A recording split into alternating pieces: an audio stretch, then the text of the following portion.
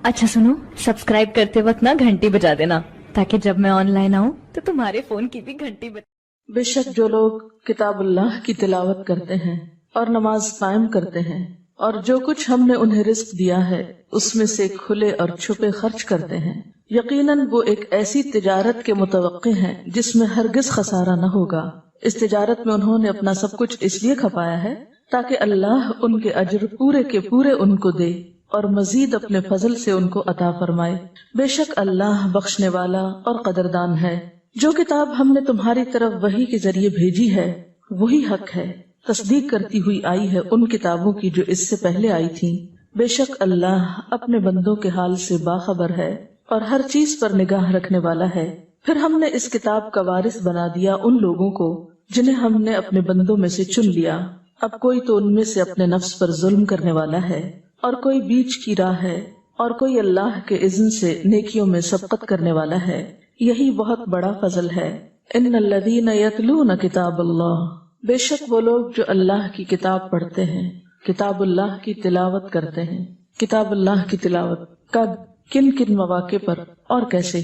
हम में से हर शख्स अपने बारे में सोचे इस वक्त वो कहाँ खड़ा है और वो क्या कर रहा है। इन्नल्लज़ीना यतलूना किताबल्लाह, हम सब पर बेशुमार काम है, बेशुमार जिम्मेदारियां हैं, बेशुमार हमारी मसरूफियात हैं, लेकिन इसके बावजूद आप देखिए सहाबा कराम का तर्ज अमल क्या था। सिर्फ सहाबा कराम नहीं, सहाबियात का तर्ज अमल क्या था, खवातीन का तर्ज अमल क्या था। क्या इसमें सिर्फ मर्द हजरात आते हैं? क्या इसमें सिर्फ सहाबा कराम आते हैं? क्या इसमें कोई खास मखसूस ग्रोह के लोग आते हैं, या इसमें हम भी शामिल हो सकते हैं? क्या कोई गुंजाइश है कि हम भी इन लोगों में शामिल हो जाएं जिनके बारे में कहा जा रहा है कि वो लोग जो किताबुल्लाह की तिलावत करते हैं, नमाज कायम करते हैं, जो हमने उनको रिस्क दिया उसमें से छुपे और खुले खर्च करते हैं, ये ऐसी तिजारत के उम्मीदवार हैं जिसे हरगिज खसारा न होगा। क्या वाकई किसी खास मखसूस ग्रोह के बारे में बात है, या इससे मुराद हम भी हो सकते हैं? हदीस में आता है कि अनस इब्न मालिक क़ाल रसूलुल्लाह सल्लल्लाहु अलैहि वसल्लम इन्ना लिल्लाहि अहलीना मिनन नास क़ालू मन हुम या रसूलल्लाह क़ाल अहलुल क़ुरआनी हुम अहलुल्लाहि व ख़ास्सतुहु। हज़रत अनस बिन मालिक से रिवायत है, रसूलुल्लाह सल्लल्लाहु अलैहि वसल्लम ने फरमाया कि लोगों में से कुछ लोग अल्लाह के खास बंदे होते हैं, अल्लाह के अहल होते हैं। लोगों ने पूछा, या रसूलल्लाह सल्लल्लाहु अलैहि वसल्लम वो कौन होते हैं? फरमाया अहलुल क़ुरआन, क़ुरआन वाले, हुम अहलुल्लाही, वो अल्लाह के अहल हैं, व ख़ास्सतुहु, और उसके खास लोग हैं। दुनिया में आमतौर पर बड़े लोगों के जो खास होते हैं उनके बारे में कितने एतमाद से लोग बात करते हैं, फलां उसका खास बंदा है। मसला किसी प्रेसिडेंट का या प्राइम मिनिस्टर का या किसी मिनिस्टर का, कहते फलां उसका खास बंदा है। या लोग दुनिया के किसी बड़े के खास होने के लिए कैसी कैसी मशक्कतें करते हैं, कैसी कैसी तमन्नाएं रखते हैं। तो अल्लाह के खास बंदे बनने के लिए अहले कुरान बनना होगा, और अहले कुरान बनने के लिए फिर कुरान की तिलावत, और कुरान की तिलावत भी सबसे बेहतरीन मौके पर, यानी नमाज के अंदर। ला हसद इल्ला फिस्नतैन रजुलन आताहुल्लाहुल कुरान फहुव यक़ूमु बिही आना अल-लैल व आना अन-नहार। नहीं जायज हसद मगर दो लोगों पर, रजुलन आताहुल्लाहुल कुरान फहुव यक़ूमु बिही आना अल-लैल व आना अन-नहार, कि वो शख्स जिसको अल्लाह ने इल्म दिया और फिर वो उसको दिन रात सिखाता हो। और यक़ूमु बिही का मतलब क्या है? नमाज में क़याम, या फिर तदरीस के लिए क़याम, उसको पहुंचाने के लिए। लेकिन पहला माना इसका नमाज ही का क़याम है, क्योंकि आना अल-लैल व आना अन-नहार व रजुलन आताहुल्लाहु मालन फहुव युनफ़िक़ुहु आना अल-लैल व आना अन-नहार। और दूसरा वो शख्स जिसको अल्लाह ने माल दिया हो और फिर वो अल्लाह की रजा में हर आन खर्च करता हो। इन दो लोगों को देखकर इंसान के दिल में ख्याल आना चाहिए कि काश हमारे अंदर भी ये चीज हो, हम भी खैर और भलाई के ऐसे ही काम करने वाले हों। ये हदीस एक और तरह से भी रिवायत हुई है, लेकिन इस अंदाज से इसे मुस्नद अहमद, बुखारी, मुस्लिम, नसाई, तिरमिजी और इब्न माजा ने रिवायत किया है। इतनी मसरूफ जिंदगी में तो इतना भी हो जाए कि नमाज पढ़ ली जाए या नमाज पूरी कर ली जाए, उसमें वॉलंटरीली खुद तिलावत का एहतमाम। एक तो ये था ना, रमजान में कोई पढ़ रहा है तो हम भी पीछे खड़े हैं, सुन रहे हैं, ये तो सुनना है, ये खुद तिलावत करना तो नहीं है। खुद तिलावत तो वो है जो आप अपने مرضی سے اپنے چناؤ کے ساتھ اپنے وقت میں کریں. نماز میں آپ دیکھیے کہ تلاوت کیسے ہو سکتی ہے جب تک کہ قرآن پاک کا کچھ حصہ یاد نہ ہو. یاد کرنے کے لیے ہماری کوشش کتنی ہے، اور پھر یاد ہو جائے تو اس کو یاد رکھنے میں ہم کتنے کانشیس ہیں. یجیء القرآن یوم القیامتی، قیامت کے دن قرآن آئے گا. فیقول، پھر وہ کہے گا یا ربی، اے رب، حلہ، اس شخص کو آراستہ کیا جائے، یعنی صاحب قرآن کے لیے سفارش کرے گا کہ اس کو آراستہ کیا جائے. فیلبس تاج الکرامتی، تو اس شخص کو کرامت یعنی عزت کا تاج پہنایا جائے گا. ثم یقول یا رب زدہ، پھر قرآن سفارش کرے گا یا رب اور اضافہ کیجیے اور پہنائیے. فیلبس حلۃ الکرامتی، پھر وہ مزید عزت کا یا کرامت کا تاج پہنایا جائے گا. ثم یقول، پھر قرآن کہے گا یا رب ارض عنہ، اے رب اس شخص سے راضی ہو جا. فیرضی عنہ، تو اللہ تعالیٰ اس بندے سے راضی ہو جائیں گے. فیقال لہ، پھر اس کو کہا جائے گا اقرأ، پڑھو، ورقہ، اور چڑھتے جاؤ. ویزاد بکل آیت حسنہ، اور ہر آیت کے ساتھ ساتھ اس کی نیکی یا بھلائی میں اضافہ کیا جاتا رہے گا. ایک اور جگہ پر آتا ہے کہ جنت کی سیڑھیاں اتنی ہی ہیں جتنی قرآن کی آیات ہیں. جو جتنی آیات جانتا ہوگا، جتنی پڑھے گا، اتنی سیڑھیوں تک چڑھے گا. تو بات یہ ہے کہ تھوڑی سی سیڑھیاں تو اور چڑھ جائیں. اور آپ کو یہ معلوم ہے کہ ایک شخص اگر زندگی میں اس عمل میں جت گیا، یعنی اس نے تھوڑا تھوڑا یاد کرنا شروع کر دیا، بھلے وہ مرنے سے پہلے پورا یاد نہ بھی کر پائے، تو قیامت کے دن اگر اس کی موت اس حال میں ہوئی کہ وہ اس عمل میں مشغول ہے، یعنی اس نے زندگی کا ایک کام بنا رکھا ہے کہ وہ تھوڑا تھوڑا یاد کرتا رہتا ہے، تو قیامت کے دن وہ اس حال میں اٹھے گا کہ وہ اہل قرآن میں شامل ہو چکا ہوگا. میں سمجھتی ہوں کہ آپ پر بہت ذمہ داریاں ہیں، عورتوں کی خاص طور پہ بہت سی مشکلات، بہت سی رکاوٹیں، بہت سے بیچ میں ایسے مسائل آ جاتے ہیں کہ ہر عورت کے لیے واقعی مشکل ہے کہ وہ حافظ قرآن ہو، یا لگ کر یا جم کر ایک دفعہ قرآن حفظ کرے. لیکن کم از کم درجہ اتنا تو ہو سکتا ہے نا کہ ہفتے میں چند آیتیں آپ یاد کر لیں، ایک ہفتے میں کیا، ایک مہینے میں. تو اگر ہم ایک نیت کر لیں، ارادہ کر لیں، کوشش شروع کر دیں، چاہے تھوڑا تھوڑا ہی کریں لیکن لگے رہیں، کیونکہ اللہ سبحانہ و تعالیٰ کے نزدیک وہ عمل زیادہ پسندیدہ ہے جو اگرچہ مقدار میں تھوڑا ہو لیکن اس پر عمل کرنے والا اس کی پابندی کرے. یعنی کبھی کر لیا کبھی چھوڑ دیا، یہ نہ ہو. یعنی آپ کی نیت اور آپ کی دھن، ارادہ، عزم پختہ ہونا چاہیے، اور ایک تمنا یا آرزو تو ہونی چاہیے کہ ہم قیامت کے دن اہل قرآن میں سے اٹھیں، یا قرآن ہمارے حق میں شفاعت کرے اور قرآن کے ذریعے ہمارے درجات بلند ہوں. ایک اور حدیث ہے اقرأ القرآن فإنہ یأتی یوم القیامت شفیعا لأصحابہ، قرآن پڑھو کیونکہ وہ قیامت کے دن اپنے ساتھیوں کے لیے یا اپنے پڑھنے والوں کے لیے شفاعت کا ذریعہ بنے گا یا ان کی شفاعت کرے گا. اور یہ حدیث بھی آپ نے بارہا سنی ہوگی، یقال لصاحب القرآن اقرأ وارتقی ورتل کما کنت ترتل فی الدنیا فإن منزلتک عند آخر آیت تقرأ بها. صاحب قرآن کو کہا جائے گا پڑھو اور چڑھتے جاؤ، اور اسی طرح ترتیل سے پڑھو جیسے دنیا میں ترتیل سے پڑھتے تھے، کیونکہ اس کا حکم دیا گیا نا، رتل القرآن ترتیلا. فإن منزلتک، کیونکہ تمہاری منزل جنت میں کہاں ہے، عند آخر آیت، اس آخری آیت کے پاس، تقرأ بها، جس کو تم پڑھتے تھے. اب ہر ایک آپ میں سے دیکھ لے کہ وہ کون سی آخر آیت ہے مرنے سے پہلے جہاں تک ہم پہنچے. تو کسی وقت ذرا حساب کر لیں اپنا، گن لیں کہ کتنی آیتیں یاد ہیں. کیا واقعی ہمارے پاس وقت نہیں ہے؟ واقعی ہمارے پاس ہمت نہیں ہے؟ اصل بات یہ نہیں، اصل بات شوق کی ہے. جس چیز کا شوق لگ جائے اس کے لیے تو پھر انسان وقت نکال ہی لیتا ہے، اپنی بھوک اور نیند بھی قربان کر لیتا ہے. اسی لیے قرآن جب قیامت کے دن شفاعت کرے گا تو کیا کہے گا، منعتہ النوم باللیل فشفعنی فیہ، کہ میری شفاعت اس کے حق میں قبول کرے اللہ، کیونکہ منعتہ النوم باللیل، میں نے اس کو رات کی نیند سے روکا. کیونکہ قرات کرنے کے لیے اور یاد رکھنے کے لیے وہ تہجد کے وقت پڑھنا زیادہ مفید ہوتا ہے. نماز کی حالت میں تلاوت زیادہ پسندیدہ ہے اس تلاوت سے جو نماز کے علاوہ ہو. اس پر کوئی دلیل ہے؟ ایک تو یہ دلیل ہے کہ قرآن پاک میں نماز کو بھی قرآن کہا گیا ہے. یہ جو قرآن پاک میں آیت آتی ہے نا، ان قرآن الفجر کان مشہودا، تو اس میں بھی قرآن سے مراد نماز ہے یہاں، اور اس نماز میں لمبی تلاوت یہ مراد ہے. اس سے قرآن الفجر، یہاں قرآن سے مراد صلاۃ فجر ہے. اس کے علاوہ اس پر ایک حدیث بھی ہے، نماز میں قرآن پڑھنا نماز سے باہر قرآن پڑھنے سے افضل ہے. نماز سے باہر قرآن پڑھنا تسبیح اور تکبیر سے افضل ہے، اور تسبیح صدقہ دینے سے افضل ہے، اور صدقہ نفل روزے سے افضل ہے، اور روزہ دوزخ سے بچاؤ کے لیے ڈھال ہے۔ یہ صحیح مسلم کی روایت ہے۔ نماز سے باہر قرآن پڑھنا تسبیح اور تکبیر سے افضل ہے، یعنی اگر آپ اللہ کی کتاب کا کچھ حصہ زبانی یاد کیے ہوئے ہیں یا دیکھ کر پڑھ رہے ہیں تو اس کا اہتمام زیادہ افضل ہے بنسبت اس کے کہ آپ صرف زبانی سبحان اللہ الحمدللہ پڑھ رہے ہیں، اور اس کو کم نہ خیال کریں سبحان اللہ پڑھنے کو بھی، کیونکہ سبحان اللہ یعنی تسبیح کرنا جو ہے وہ صدقہ دینے سے افضل ہے۔ اس کا یہ مطلب نہیں کہ صدقے کا ثواب نہیں ہے، صدقہ اپنی جگہ ہے، لیکن بات یہ کہ ہر وقت انسان صدقہ نہیں کر سکتا، لیکن ہر وقت تسبیح تو کر سکتا ہے، ذکر تو کر سکتا ہے، اور صدقہ نفل روزے سے افضل ہے، اور روزہ دوزخ سے بچاؤ کے لیے ڈھال ہے۔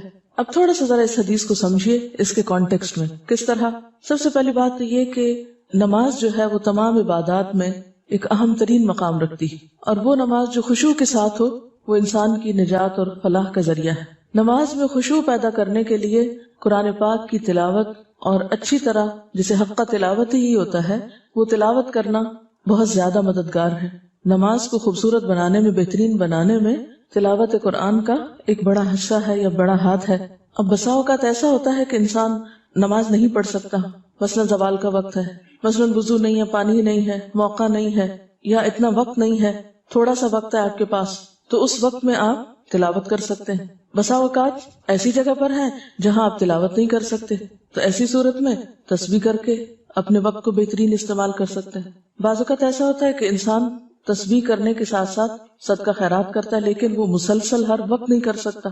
جیسے ایک حدیث میں آتا نا کہ آگ سے بچنے کی کوشش کرو، خواہ کھجور کا آدھا ٹکڑا ہی کیوں نہ دو، اور اگر اس کی استطاعت نہیں یعنی آدھا ٹکڑا بھی نہیں ہے تو فَبِكَلِمَةٍ طَيِّبَةٍ، پاک کلمے کے ذریعے صدقہ کرو۔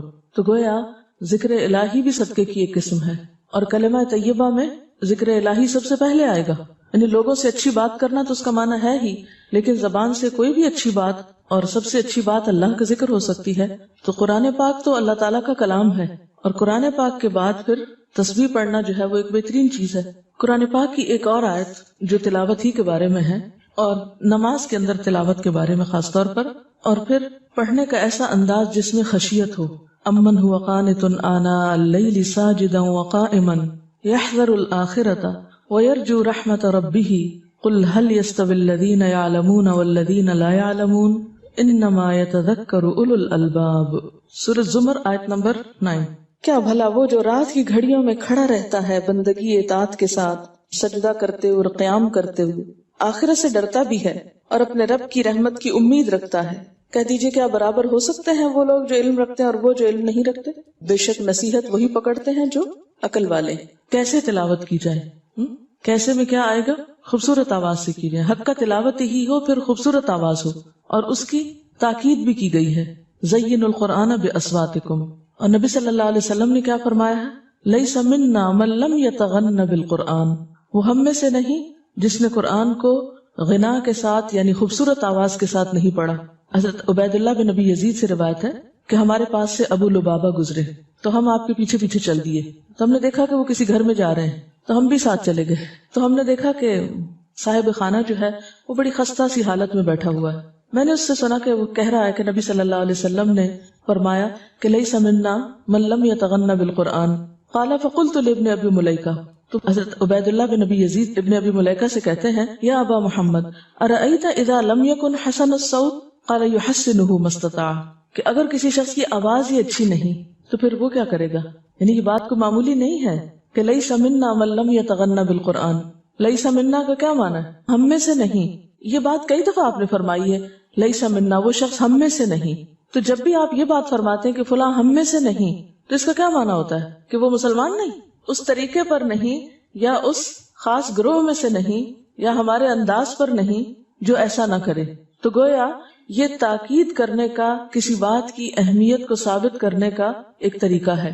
اچھا، اب وہ ہم میں سے نہیں جو قرآن کو خوبصورت آواز سے نہ پڑھے، عمدہ طریقے سے نہ پڑھے۔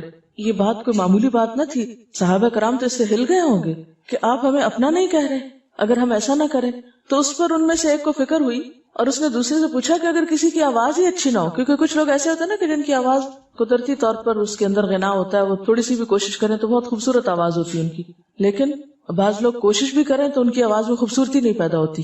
تو ان کا کہنا یہ تھا یا ان کا مطلب یہ تھا کہ یہ تو اللہ تعالیٰ کی طرف سے، یعنی آواز کا خوبصورت ہونا تو ایک گاڈ گفٹڈ چیز ہے، پھر اس میں انسان کا کیا قصور ہے؟ پھر ایسا شخص کیا کرے جو ایسا نہ کر سکے؟ تو انہوں نے جواب دیا یحسنہ ما استطاع، اسے خوبصورت بناتا رہے جتنی بھی اس میں استطاعت ہے. یعنی ہر شخص سے اس کی پھر استطاعت کا امتحان ہوگا کہ اس نے کوشش کتنی کی، اس کی ایفرٹ کتنی تھی، اس نے اس پہ توجہ کتنی دی. یعنی تحسین القراءہ اگرچہ فرائض میں سے نہ بھی ہو لیکن اس کی اہمیت کچھ کم نہیں. اور نبی صلی اللہ علیہ وسلم کو پڑھنے کا طریقہ کیا ہوتا تھا؟ ہر آیت کو ٹھہر ٹھہر کر بلند آواز کے ساتھ اور الفاظ کو لمبا کر کے ترتیل سے پڑھتے تھے. ترتیل کا لغوی معنی کیا ہے؟ یہ جو دانت ہیں ہمارے، یہ جس طرح ایک دوسرے کے ساتھ جڑے ہوئے بھی ہیں اور الگ الگ بھی ہیں، اس کیفیت کو ترتیل کہا جاتا ہے لغت میں. دانتوں کا باہم جڑے ہوئے ہونے کے باوجود الگ الگ بھی ہونا. ہمارے دانت جو ہوتے ہیں وہ ایک سیٹ معلوم ہوتے ہیں نا، لیکن اس سیٹ میں سے اگر ایک دانت ہلے تو سارے گر جاتے ہیں. کیا ہوتا ہے؟ ہر دانت کی الگ حیثیت بھی ہے. تو بالکل اسی طرح ترتیل کہتے ہیں اس قرات کو جس میں ایک حرف دوسرے سے ملا ہوا بھی ہے مگر الگ الگ بھی ہے، اور ہر حرف کو اس کا حق دینا، اس کو اس کے مخارج سے پڑھنا، یہ ترتیل ہوتا ہے. اور اس کے لیے پھر آہستہ آہستہ پڑھنا اس کے مفہوم یا اس کے مراد میں آتا ہے، معنی میں نہیں آتا. نبی صلی اللہ علیہ وسلم کی قرات کے بارے میں آتا ہے کہ جب وہ پڑھتے تھے تو اس طرح کی قرات ہوتی تھی کہ ہر حرف جو تھا وہ واضح ہوتا تھا، اور پھر یہ بھی نہیں ہوتا تھا کہ ہر لفظ توڑ توڑ کے پڑھ رہے ہوتے تھے، ملایا وہ بھی ہوتا تھا. مثلاً آیت کو بیچ میں سے نہیں توڑتے تھے. تجوید کس کو کہتے ہیں؟ اوقاف کی معرفت کو بھی تو کہتے ہیں نا. ہر حرف کو اپنے اصل مخرج سے نکالنے کے علاوہ معرفت الوقوف. تجوید میں دو چیزیں آتی ہیں نا، ایک تو حروف کو مخارج سے صحیح طور پر ادا کرنا، اور دوسرے وقوف، کہاں کہاں رکنا ہے. یہ نہیں کہ جہاں جی چاہے روک دیا، اور اگر کسی وجہ سے سانس لمبا نہیں ہوتا روکنا پڑا تو پھر آپ یہ نہیں کہ آپ وہیں آدھا توڑ کے وہیں سے دوبارہ شروع کریں، پھر آپ کو پیچھے سے ملانا پڑے گا. تو یہ اتصال بھی موجود ہے. اسی کو ترتیل کہتے ہیں. تو آپ صلی اللہ علیہ وسلم کا انداز کیا تھا؟ ہر آیت کو ٹھہر ٹھہر کر بلند آواز کے ساتھ اور الفاظ کو لمبا کر کے قرات فرماتے تھے، یعنی مد اور شد وغیرہ کا حق دے کر. اور پھر صحیح مسلم کی روایت میں آتا ہے آپ اطمینان سے ٹھہر ٹھہر کر قرآن پڑھتے تھے. جہاں کوئی تسبیح کی آیت آتی تو آپ سبحان اللہ کہتے، یعنی اللہ کی کوئی قدرت اور نشانی آتی سامنے. جہاں کوئی التجا کرنے کی آیت آتی، جس میں کوئی دعا ہے یا کوئی اللہ تعالیٰ سے کچھ مانگا گیا ہے تو وہاں التجا کرتے. جہاں پناہ مانگنے کی آیت آتی آپ پناہ مانگتے. لیکن پھر یاد رکھیے کہ اچھی آواز محض نغماتی صوت نہیں، یعنی نغمہ آواز ہی نہیں، بلکہ آپ نے اس کی ایک پہچان دے دی ہے، اور وہ بہت زبردست پہچان ہے. آپ صلی اللہ علیہ وسلم نے فرمایا قرآن کے پڑھنے میں سب سے اچھی آواز اس شخص کی ہے کہ جب تم اسے سنو تو سمجھو کہ وہ اللہ سے ڈرتا ہے. یعنی خوبصورت آواز کا معیار بھی بتا دیا گیا کہ وہ محض کوئی گانے کی آواز نہیں ہے، یا عام معنی میں جن آوازوں کو بہت خوبصورت آپ کہتے ہیں وہی چیز نہیں ہے، یا کسی خاص گانے کی ٹون پہ پڑھنا مراد نہیں ہے اس سے، بلکہ اس سے تو الٹا منع کیا گیا کہ ایسے لحون میں نہیں پڑھا جائے. دوبارہ حدیث بتاؤں گی کہ قرآن کے پڑھنے میں سب سے اچھی آواز اس شخص کی ہے کہ جب تم اسے سنو تو سمجھو کہ وہ اللہ سے ڈرتا ہے. یعنی اس قرات میں خشیت بھی ہے. تو پھر اس میں آپ دیکھیے کہ ایک دم آواز میں ایک ہمبلنس اور ایک عاجزی اور عجز کی کیفیت بھی ساتھ ہی آئے گی. اس میں پھر ایسا تکلف اور ایسا اتار چڑھاؤ جو ایک مصنوعی شکل پیدا کر دے، وہ درست نہیں ہے.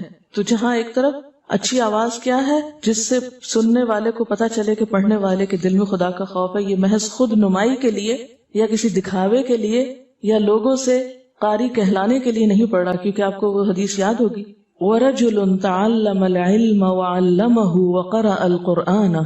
وَرَجُلٌ تَعَلَّمَ الْعِلْمَ، ایسا شخص جس نے علم حاصل کیا، وَعَلَّمَهُ اور اس کو سکھایا، وَقَرَأَ الْقُرْآنَ اور قرآن کی قرات کی، فَأُتِيَ بِهِ اس کو لایا جائے گا، فَعَرَّفَهُ نِعَمَهُ اس کو اس کی نعمتیں یاد کرائی جائیں گی، یعنی دنیا میں جو اس شخص کو ملی تھی.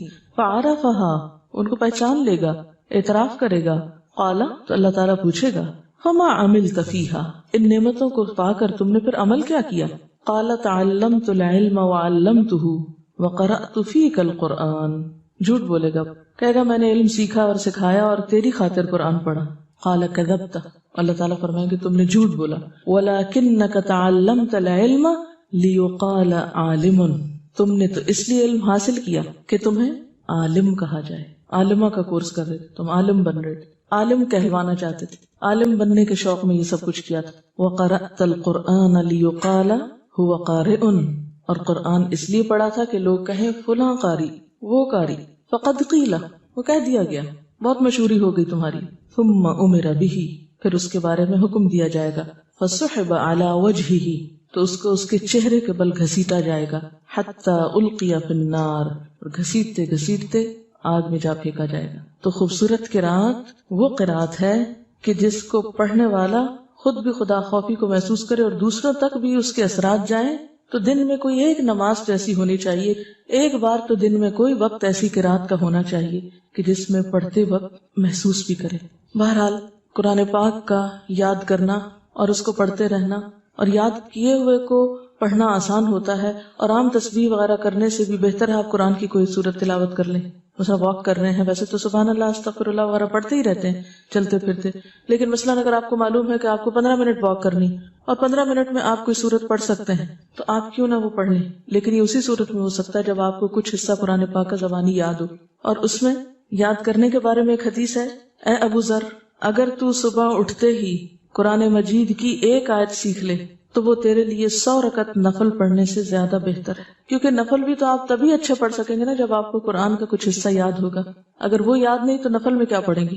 سویرے پڑھنے کی عادت ڈالیں. اور سیکھنے میں کیا ہے، مثلاً اگر آپ کو ریڈنگ نہیں آتی تو ریڈنگ سیکھ لیں، ریڈنگ آ گئی ترجمہ سیکھ لیں، ترجمہ آ گیا حفظ کر لیں. سیکھنے کے کئی درجے ہیں. ترمذی کی ایک اور روایت سناتی ہوں. قرآن مجید کی تعلیم حاصل کرو پھر اس کو پڑھو. جو شخص قرآن سیکھتا ہے پھر اس کو پڑھتا ہے اور رات کو قیام کر کے اس کی تلاوت کرتا ہے، رات کو قیام کر کے اس کی تلاوت کرتا ہے، اس کی مثال اس تھیلی کی سی ہے جو مشک سے بھری ہوئی ہے اور اس کی خوشبو ہر جگہ پھیلتی ہے. اور جس شخص نے قرآن سیکھا اور پھر سو گیا یعنی رات کو اٹھ کے پڑھا نہیں اس کو نماز میں، اور قرآن مجید اس کے پیٹ میں ہی رہا یعنی سینے میں، پیٹ سے مراد سینہ ہے، اس کی مثال مشک کی اس تھیلی کی سی ہے جس کا منہ بند کر دیا گیا ہو. اسی طرح وہ شخص جو قرآن مجید کی تلاوت میں اتنا مشغول رہتا ہے کہ دیگر اذکار کے لیے اور اللہ سے دعا اور سوال کی فرصت نہیں پاتا، یعنی وقت نہیں ملتا اس کو لمبی دعا مانگنے کا بھی، تو اللہ تعالیٰ اس کے بارے میں خود فرماتا ہے کہ وہ اس پر خوش ہو کر وہ تمام چیزیں اس کو عطا کر دیتا ہے جن کے بارے میں وہ اللہ کے حضور دستے سوال دراز کرنا چاہتا تھا، یعنی جو وہ مانگنا چاہتا تھا اور مانگ نہ سکا. ہم قرآن پاک زیادہ کیوں نہیں تلاوت کر پاتے؟ اس کی کیا نفسیاتی وجہ ہوتی ہے؟ تسبیحات رہ جائیں گی، فلانا وظیفہ رہ جائے گا، فلاں ذکر رہ جائے گا، فلاں چیز چھٹ جائے گی. یہ ایک ہوتا ہے، یہ میں آپ کی بات نہیں، میں تو اپنی بات کر رہی ہوں کہ فلاں چیز پھر رہ جائے گی، اگر اس سے زیادہ پڑھا تو بس اتنا ہی یہ کافی ہے.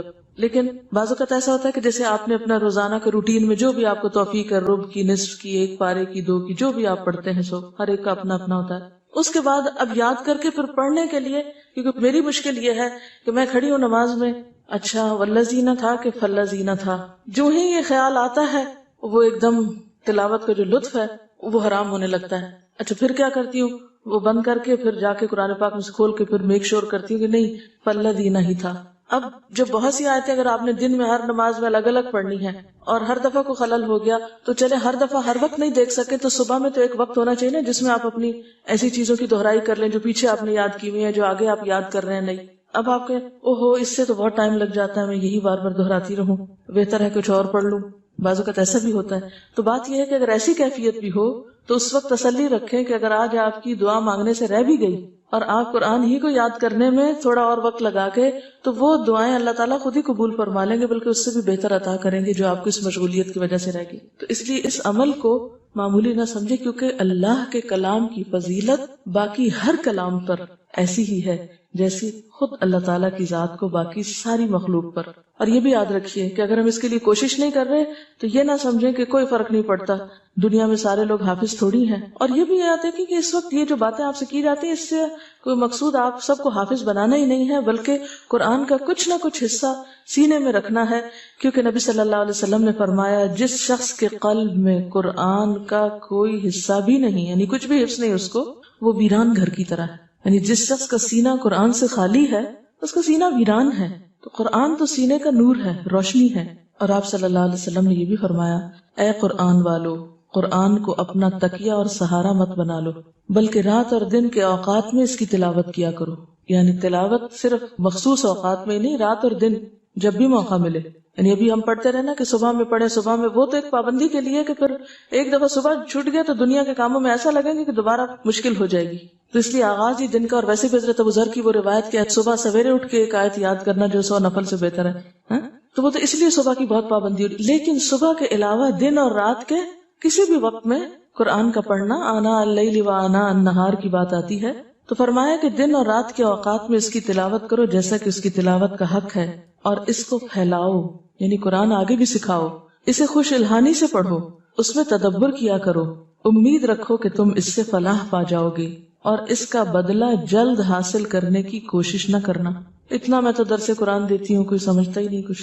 اتنے سالوں سے پڑھا رہی ہوں، لوگ ٹھیک ہی نہیں ہو رہے. مثلا ایسی مایوسی آنے لگتی ہے نا، اتنا پڑھا ہے میرا تو وہ مسئلہ حل ہی نہیں ہوا ابھی تک.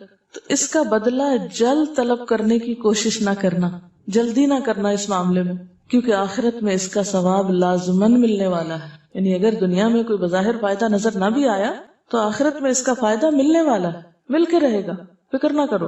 ہم کیوں ان ساری کوششوں کا نتیجہ یہی چاہتے ہیں اور اپنی آنکھوں کے سامنے ہی دیکھنا چاہتے ہیں. اور پھر جو بھی تلاوت کریں یہ یاد رکھیں کہ غرض آخرت ہی ہو، دنیا نہ ہو. جو شخص قرآن اس غرض سے پڑھے کہ اس کے ذریعے سے لوگوں سے روٹی مانگے، یعنی دنیا کے کاروبار کا ذریعہ بنا لے، تو قیامت کے روز وہ اس حال میں آئے گا کہ اس کا چہرہ بس ہڈی ہڈی ہوگا، اس پر کچھ گوشت پوست نہ ہوگا. اللہ کی کتاب کی تلاوت کرنے کو تو ہم سب کرتے ہیں، لیکن سوال یہ پیدا ہوتا ہے کہ کیا ہم وہ تلاوت سنت کے مطابق کرتے ہیں؟ کیا واقعی ہم تلاوت کا حق ادا کرتے ہیں؟ آپ صلی اللہ علیہ وسلم مختلف نمازوں میں کیا پڑھا کرتے تھے؟ کیونکہ وہ حدیث تو سب کو یاد ہوگی کہ وہ تلاوت جو نماز کے اندر کی جاتی ہے وہ اس تلاوت سے افضل ہے جو نماز کے باہر ہوتی. گویا تلاوت قرآن کا بہترین وقت، بہترین موقع نماز کے اندر ہے. پھر نمازوں میں کیا پڑھا جائے، کتنا پڑھا جائے، اس کے بارے میں ایک تو یہ طریقہ ہو سکتا ہے کہ ہمارا جو جی چاہے ہم پڑھ لیں، اور ایک طریقہ یہ ہے کہ جو نبی صلی اللہ علیہ وسلم نے پڑھا اس کا بھی اہتمام کیا جائے. نبی صلی اللہ علیہ وسلم نے صرف روٹین میں لگی بندی چیزیں نہیں پڑھی. آپ کی تلاوت میں مختلف رنگ تھے، مختلف نمازوں میں، مختلف اوقات میں آپ نے مختلف چیزیں پڑھی. تو آئیے دیکھتے ہیں کہ آپ صلی اللہ علیہ وسلم نے مختلف نمازوں میں کیا پڑھا. جیسا کہ آپ جانتے ہیں کہ نماز ایک تو روز کی 5 وقتہ نماز ہے، اور پھر کچھ خاص مواقع کی نمازیں ہیں، خاص دنوں کی نمازیں ہیں. تو ہم پہلے روز کی 5 نمازوں کی بات کریں گے، پھر اس کے بعد نماز جمعہ، نماز عیدین اور دیگر نمازوں کی. سب سے پہلے نماز فجر. صبح کی نماز میں رسول اللہ صلی اللہ علیہ وسلم عموماً 60 سے 100 آیات تک تلاوت فرماتے. 60 سے 100 آیات تک. آپ کبھی سورۃ قاف پڑھتے، کبھی اذا الشمس کورت، کبھی اذا زلزلت، دونوں رکعتوں میں. اب یہاں پر آپ دیکھ رہے ہیں کہ ایک طرف یہ فرمایا گیا کہ آپ 60 سے 100 آیات پڑھتے ہیں، دوسری روایت میں آتا ہے کہ سورۃ قاف پڑھی آپ نے، پھر ایک اور روایت کے مطابق اذا الشمس کورت، اور پھر سورۃ الزلزال بھی. تو سورۃ الزلزال تو 60 آیتوں پر مشتمل نہیں ہے. تو کیا احادیث میں کنٹراڈکشن ہے یا اس کا سبب کچھ اور ہے؟ اتنی ویرائٹی کیوں ہے؟ پھر ہم اس میں سے کیا اختیار کریں؟ ہم کس حدیث کو مانیں اور کس کا انکار کر دیں؟ اور دیکھو اتنا اختلاف ہے حدیثوں میں، پھر تو انسان کچھ کرنے کے قابل ہی نہیں. کہیں کچھ آتا ہے، کہیں کچھ آتا ہے. کیا ہم اس کنفیوژن کا شکار ہوں گے یا اس کا جواب کچھ اور بھی ہے؟ ایک چیز ہے معمول کی، روزانہ کی، اور ایک ہے غیر معمولی حالات کی. مثلا سفر ہے، بیماری ہے. ایک ہے معمول یعنی روزانہ کا معمول، اور دوسرے مخصوص حالات. یہ ہے اس میں تطبیق. عام طور پر لوگ جب حدیث کی مخالفت پہ تلتے ہیں تو وہ اسی قسم کی باتیں کرتے ہیں کہ دیکھیں ایک جگہ کیا لکھا ہے، دوسری جگہ کیا لکھا ہے، اور وہ اس طرح کی روایات کو ایک دوسرے کے سامنے لا کر یہ ثابت کرنے کی کوشش کرتے ہیں کہ درست کچھ بھی نہیں ہے، بتاؤ تم کیا کرو گے، کبھی کچھ ہے کبھی کچھ ہے. تو بات یہ ہے کہ دین کسی مشین چلانے کا نام نہیں کہ آپ نے مثلاً ایک خاص سپیڈ پہ پنکھا فکس کر کے آن کر دیا اور بس وہ چلنا شروع ہو گیا اور ہمیشہ جتنی دیر آپ اس کو چلائیں گے ویسے ہی چلتا رہے. تو ایک انسان دنیا میں آیا اور اس کو ایک خاص کام دے دیا گیا اور وہ اسی کام میں لگ گیا، اور جب اس کی زندگی کا بٹن آف ہوا تو بس وہ بھی ختم ہو گیا. نہیں، انسانی زندگی اور بذات خود انسان ہر دوسری چیز سے مختلف ہے، جانوروں سے مختلف ہے، نباتات سے مختلف ہے، جمادات سے مختلف ہے، مشینوں سے مختلف ہے۔ انسان ہے، وہ صرف جسم اور روح نہیں ہے، اس کے جذبات بھی ہیں، اس کی عقل بھی ہے، اس کے مختلف احساسات بھی ہیں، اور مختلف اوقات میں اس کے اوپر مختلف کیفیات بھی ہوتی ہیں، مختلف اوقات میں اس پر مختلف کیفیات بھی گزرتی ہیں، جسمانی اعتبار سے بھی، روحانی اعتبار سے بھی۔ آپ نے دیکھا ہوگا کہ کیا آپ جسمانی اعتبار سے ہمیشہ ایک طرح فٹ رہتے ہیں؟ نہیں، ہم بیمار ہو جاتے ہیں، کبھی سست ہوتے ہیں، کبھی ہم بہت ایکٹیو ہوتے ہیں۔ اسی طرح روحانی اعتبار سے کیا آپ کے ایمان کا لیول ہمیشہ ایک جیسا رہتا ہے؟ نہیں، کبھی آپ کے دل میں اللہ کی خشیت بہت زیادہ ہوتی ہے، اور کبھی کبھی آپ کو لگتا ہے جیسے آپ کا دل سخت ہو رہا ہے۔ اکثر لوگ اس طرح کی شکایت کرتے ہیں اور پریشان ہوتے ہیں، اور وہ یہ بھول جاتے ہیں کہ وہ انسان ہیں۔ پھر اسی طرح جذبات کی رنگا رنگی آپ دیکھیے، جذبات کی رنگا رنگی میں بھی کبھی آپ بہت خوش ہیں، کبھی آپ بے وجہ اداس ہیں، کبھی آپ پر ایک کیفیت ہے، کبھی دوسری کیفیت ہے۔ اور یہ انسانوں کے ساتھ ہے، پہاڑوں کے ساتھ تو یہ نہیں ہے نا، درختوں کے ساتھ تو یہ نہیں، درختوں پہ تو زیادہ سے زیادہ خزاں اور بہار کا فرق ہوتا ہے اور بس، لیکن اتنا تنوع اور اتنا اختلاف ان کی طبیعتوں میں نہیں ہوتا۔ جانوروں میں بھی آپ دیکھیں، بہار کے موسم میں تھوڑا ان کے جذبات میں فرق ہوگا، ورنہ عام طور پر روٹین میں ہی رہیں گے۔ تو اللہ تعالیٰ نے انسان کو باقی ساری مخلوقات سے مختلف بنایا ہے۔ اسی طرح انسان کی عقل کو بھی آپ دیکھ لیجیے، مثلاً آپ میتھمیٹکس کے سوال حل کر رہے ہیں، ایک وقت میں آپ تیزی سے کام کر جاتے ہیں، دوسرے وقت میں آپ اٹک کے رہ جاتے ہیں کہ اب یہاں کیا کرنا ہے۔ کیا آپ کا دماغ آپ کے ہاتھ میں ہوتا ہے؟ کیا آپ جب چاہیں جس سپیڈ پہ چاہیں اس کو استعمال کر لیں؟ نہیں ہوتا۔ بالکل اسی طرح انسان پر گزرنے والے حالات بھی مختلف ہوتے ہیں، کبھی بیمار ہے، کبھی وہ سفر میں ہے، کبھی وہ کسی اور مشکل میں ہے۔ مثلاً آپ کے گھروں میں ایک آپ روٹین کی زندگی بسر کرتے ہیں، لیکن اس کے ساتھ ہی روٹین کب ٹوٹتی ہے؟ جب کوئی مہمان آ جاتا ہے، کوئی بیمار ہو جاتا ہے گھر پہ، آپ کو کہیں جانا پڑ جاتا ہے۔ تو ایسی صورت میں آپ جو ایک روٹین فالو کر رہے تھے مخصوص، وہ برقرار نہ رہی آپ کی، اب آپ کو کس چیز کی ضرورت ہے؟ کسی دوسری چیز کی ضرورت پیش آ گئی۔ ہمارے دین میں وسعت ہے، ہمارے دین میں ہر قسم کے حالات کے مطابق چلنے کی صلاحیت موجود ہے، اسی لیے ہمارا دین دین فطرت ہے۔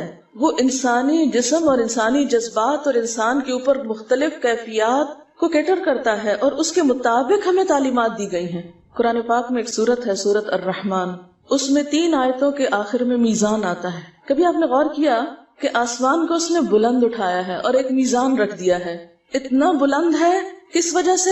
میزان کے ساتھ، اس کی بلندی میزان کے ساتھ ہے۔ میزان کو آپ دوسرے لفظوں میں کیا کہیں گے؟ بیلنس۔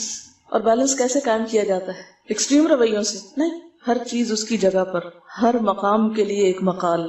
وَالسَّمَاءَ رَفَعَهَا وَوَضَعَ الْمِيزَانَ أَلَّا تَطْغَوْا فِي الْمِيزَانِ، اس بیلنس کو نہیں چھیڑنا۔ وَأَقِيمُوا الْوَزْنَ بِالْقِسْطِ وَلَا تُخْسِرُوا الْمِيزَانَ، تطغوا بھی نہیں کرنا، تخسروا بھی نہیں کرنا۔ تطغوا کیا ہوتا ہے؟ ہاتھ سے بڑھنا، تخسروا کیا ہے؟ کم کرنا۔ تو کیا ہو گیا؟ بیلنس نہیں۔ دین کا حسن میزان میں ہے، بیلنس میں ہے، نہ تطغوا میں ہے نہ تخسروا میں ہے۔ اب ایک عمل ہے کہ آپ نماز میں 60 سے 100 آیتیں پڑھیں، لیکن اگر آپ بیمار پڑ گئے ہیں تو آپ کو پکڑ کے کھڑا کیا جائے گا کہ نہیں اتنا ہی پڑھو؟ نہیں، کیفیات گزرتی ہے نا انسان پہ، مصروفیات مختلف ہوتی ہیں، کبھی بچے چھوٹے ہیں، کبھی آپ خود بوڑھے ہو گئے ہیں، کبھی ایک مسئلہ ہے، کبھی دوسرا مسئلہ ہے۔ ہم لوگوں نے جو دین میں سختی پیدا کر دی ہے کہ بس ایک اس سے ہٹنا نہیں، اگر 60 سے 100 ہے تو ہٹنا ہی نہیں اس سے، دنیا ادھر سے ادھر ہو جائے، بچے روتے رہیں، گھر والے چیختے چلاتے رہیں ہمارے لیے، ہم تو سنت پر عمل کر رہے ہیں اور سنت کو بدنام بھی کر رہے ہیں ساتھ ساتھ۔ جب علم تھوڑا ہوتا ہے تو اسی قسم کی شدتیں آتی ہیں لوگوں کے رویوں میں، اور پھر لوگ دین سے متنفر ہوتے ہیں، وہ کہتے ہیں یہ کیسا دین ہے؟ اس لیے نبی صلی اللہ علیہ وسلم کی سنت ہمارے لیے ایک بہترین میزان ہے، بہترین نمونہ ہے۔ ہر طرح کے حالات کی رعایت کی گئی ہے، اس رعایت کی وجہ سے آپ کا عمل مختلف مواقع پر مختلف ہے، اور جب عمل مختلف ہے تو احادیث میں مختلف روایتیں آئیں گی، جب روایتیں مختلف آئیں گی تو وہ کنٹراڈکشن نہیں ہوگی، وہ کیا ہوگا؟ انسانی ضروریات، نفسیات، حالات کا تقاضا۔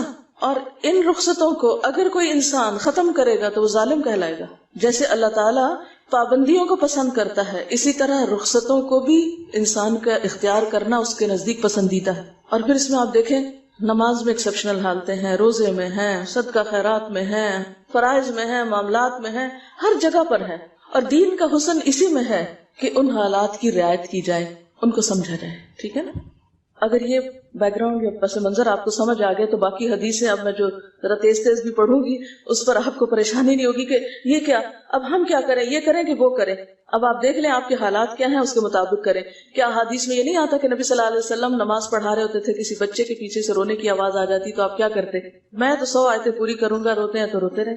یہ کبھی نہیں کیا آپ نے. ٹھیک ہے، تو چلیے پھر دیکھتے ہیں کہ سنت کیا ہے. حضرت جابر بن سمرہ بیان کرتے ہیں کہ رسول اللہ صلی اللہ علیہ وسلم نماز فجر میں سورۃ قاف والقرآن المجید اور اس کی مانند کوئی اور سورت پڑھتے تھے، یعنی زیادہ یہ پڑھتے تھے یا اتنے ہی سائز کی کچھ اور. رسول اللہ صلی اللہ علیہ وسلم نے ہمیں مکہ فتح ہونے کے بعد فجر کی نماز پڑھائی. صحابہ کہتے ہیں پس سورۃ مؤمنون یعنی قد افلح المؤمنون شروع کی، یہاں تک کہ موسیٰ اور ہارون علیہ السلام یا عیسیٰ علیہ السلام کا ذکر آیا تو نبی صلی اللہ علیہ وسلم کو کھانسی آ گئی اور آپ رکوع میں چلے گئے. اس سے کیا پتا چلتا ہے کہ اگر امام کو کھانسی آ جائے، کوئی غیر معمولی صورت پیش آ جائے تو پھر یا بھولنے لگے تو مقتدیوں کو تنگ نہ کرے کہ وہ کھانستا چلا جائے مائک میں اور ایک شور ہنگامہ ہو جائے اور اس کے بعد پھر شروع کرے اور پھر کھانسی آئے اور پھر شروع کرے. کتنی خوبصورتی ہے. یعنی آپ نے وہ ریجیڈیٹی نہیں برتی کہ نہیں میں نے تو صورت پوری کرنے کی نیت سے ارادہ کیا تھا اور اب کچھ بھی ہو جائے یہ تو میں نے پوری کر کے چھوڑی. نہیں، جہاں تک اللہ نے چاہا ہو گئی اور جب اللہ نے چاہا آگے بڑھ گئے. حضرت عمرو بن حریث روایت کرتے ہیں کہ انہوں نے رسول اللہ صلی اللہ علیہ وسلم کو نماز فجر میں واللیل اذا عسعس یعنی سورۃ تکویر پڑھتے ہوئے سنا، اذا الشمس کورت. حضرت عقبہ بن عامر روایت کرتے ہیں کہ میں سفر میں رسول اللہ صلی اللہ علیہ وسلم کی اونٹنی کی مہار پکڑے ہوئے چل رہا تھا. آپ سفر میں نماز صبح کے لیے اترے تو آپ نے صبح کی نماز میں قل اعوذ برب الفلق اور قل اعوذ برب الناس پڑھی. اس سے کیا پتہ چلتا ہے؟ سفر میں جہاں قصر ہے وہاں نماز بھی مختصر، تاکہ سفر ختم ہو جائے، نہ کہ راستے میں اتنی لمبی بریک لیں. تو اس سے دین کی وسعت اور حالات کے تقاضوں کے مطابق اس کا ڈھلنا پتہ چلتا ہے. حضرت معاذ بن عبداللہ کہتے ہیں کہ نبی صلی اللہ علیہ وسلم نے نماز فجر میں دونوں رکعتوں میں اذا زلزلت کی تلاوت فرمائی. اس سے ایک اور نمونہ پتہ چلتا ہے، کیا کہ ضروری نہیں کہ 2 رکعتوں میں الگ الگ ہی پڑھی جائے سورت. اگر کبھی 2 رکعتوں میں ایک ہی سورت پڑھ دی گئی تو اس سے بھی فرق نہیں پڑتا، اس کی بھی سنت ملتی. تو گویا ہمارے دین میں ریجیڈیٹی نہیں ہے، بلیک اینڈ وائٹ حکم نہیں ہے، حالات اور ضروریات کے مطابق مختلف سنتیں سکھائی گئی ہیں. اسی طرح فجر کی سنتوں کے بارے میں آتا ہے کہ بہت ہلکی قرات کرتے تھے، یہاں تک کہ حضرت عائشہ فرماتی ہے مجھے شبہ گزرتا کہ شاید آپ نے سورت فاتحہ بھی نہیں پڑھی. یعنی مختصر ترین. اس سے پہلے تہجد کی نماز طویل ترین ہوتی تھی، پھر آپ فجر کی سنتوں کی پہلی رکعت میں قل یا ایھا الکافرون اور دوسری میں قل ھو اللہ پڑھتے تھے، اور قرات بھی تیز ہوتی تھی. تو حق تلاوت ہی میں ہمیشہ بہت رک رک کے پڑھنا بھی نہیں، ضرورت پڑنے پر تیز بھی پڑھا جا سکتا ہے. اچھا اگر ہمارے ساتھ کبھی ایسا ہو کہ ہمیں نماز جاری، سورج نکلنے والا اور تیز پڑھنی پڑے تو ہم سارا دن ملال میں رہتے ہیں، آج تو لگتا ہے فجر پڑھی نہیں. روز کی عادت تو نہیں ہونی چاہیے ایسے، مگر کبھی اگر تیز بھی نماز پڑھنی پڑے تو تیز پڑھ جائیے، اور وہ بھی حالات کے تقاضے کے تحت. ایک رخصت سامنے ہے ہمارے. اس سے کیا پتہ چلتا ہے کہ آپ صلی اللہ علیہ وسلم فجر کی سنتیں مختصر پڑھتے، قل یا ایھا الکافرون اور قل ھو اللہ پڑھتے، فرض لمبے پڑھتے روٹین میں، لیکن حسب ضرورت آپ نے اختصار بھی فرمایا اور دونوں رکعتوں میں ایک سورت بھی پڑھی. یہ ہے خلاصہ ساری گفتگو کا. ظہر اور عصر کی نماز. حضرت ابو قتادہ سے روایت ہے کہ رسول اللہ صلی اللہ علیہ وسلم ظہر اور عصر کی پہلی 2 رکعتوں میں سورت فاتحہ اور کوئی ایک سورت